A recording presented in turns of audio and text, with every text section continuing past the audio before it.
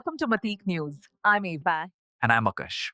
Today, we explore how India's brightest minds crossed borders and changed two nations. This is episode 4, The Brain Drain, when India's minds met America's machines. The 1970s left India and the United States wrapped in diplomatic frost. But beneath that cold surface, something else stirred.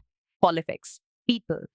A quiet migration, almost invisible at first, thousands of young Indians boarding, claims with textbooks, dreams, and degrees that didn't step the jobs waiting back home.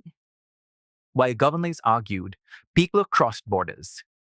Indian students began pouring into American universities, first by the hundreds, then by the thousand.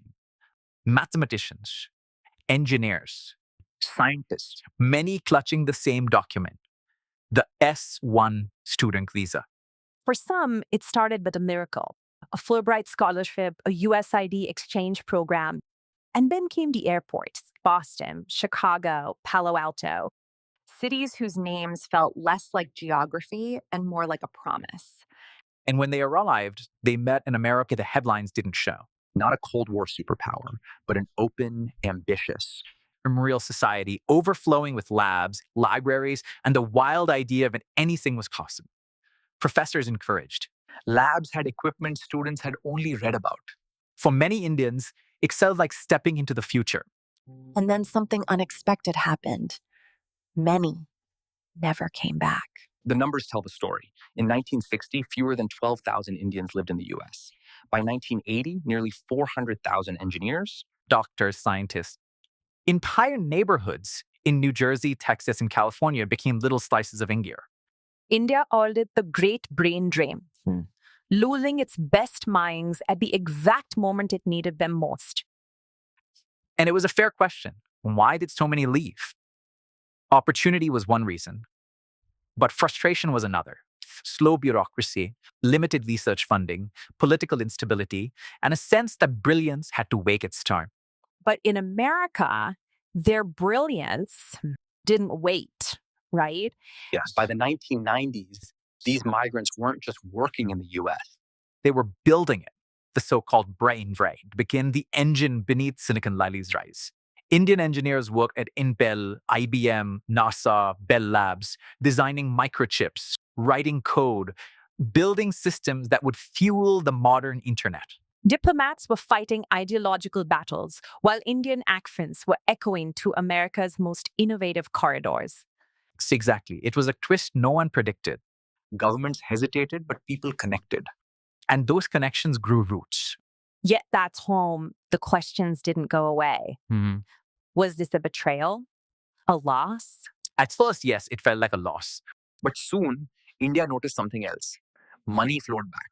Remittances that built homes, Funded education, stabilized families.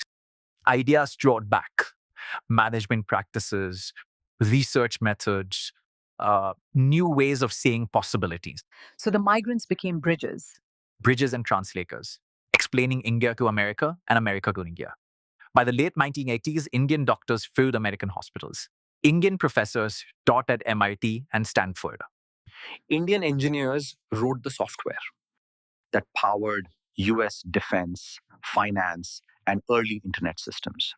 And slowly, without treaties or speeches, the relationship between two nations softened. This wasn't diplomacy written in ink. It was written in resumes, in acceptance letters, in research papers, in late night coding sessions. By the time the 1990s arrived, Indian talent wasn't just participating, it was leading. Leading, inspiring, redefining. That invisible pipeline gave rise to figures like Sundar Pichai, Satya Nadella, and Indira Nooyi. Leaders who didn't fit neatly into one nationality, they embodied both. So maybe the real turning point in India US relations wasn't found at a summit, but stamped in a passport. The brain drain was never just a story of loss. It was an exchange. A generation that left to seek opportunity, created opportunity for millions more through remittances, knowledge, networks.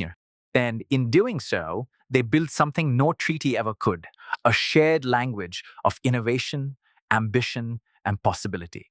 And in our next episode, we watch what happens when those ideas begin flowing back to India, Bagwas, as a new era of economic reform rewrites everything. What looked like a dream drain became a bridge of ideas and innovation. If you enjoyed this episode, like, share, and subscribe to Matiq News. Next episode, liberalization and friendship, the 1991 economic turning point. See you next time.